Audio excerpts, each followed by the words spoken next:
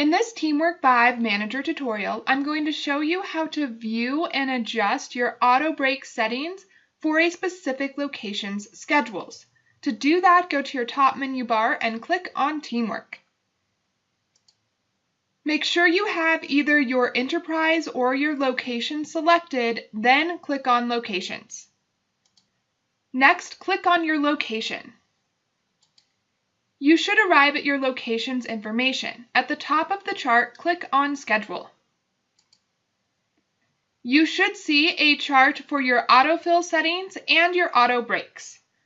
To the right are the auto break settings that will automatically come up when you are adding breaks to your schedule. First is the break size. So if I click on the arrow next to break size, you'll see I can choose between 15, 30, 45, and 60-minute breaks. I'm going to go ahead and leave mine at 30. Then I need to decide when the break can start. If I click this arrow, right now I have it so breaks can start on the quarter hour. I could also choose the half hour or only the hour. This is a restaurant, so I'm going to leave it at the quarter hour. Next is the minimum shift length to get a break. This is how long an employee has to work before they've earned their break.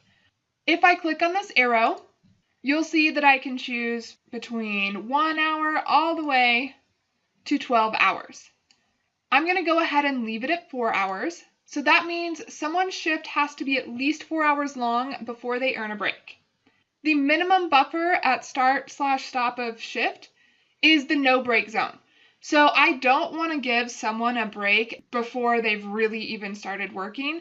So I'm going to go ahead and say someone needs to have been working for, I'll click on the arrow, an hour and a half before they get a break. And that means that their break cannot start any later than an hour and a half before their shift ends.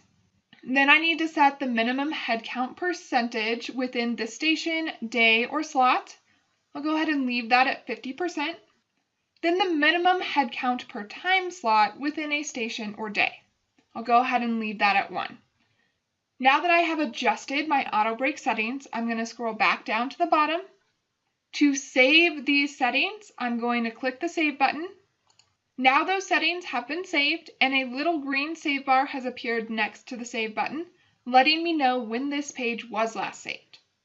Check out the next video to learn how to view and adjust a specific location time settings, the settings for clocking in and out.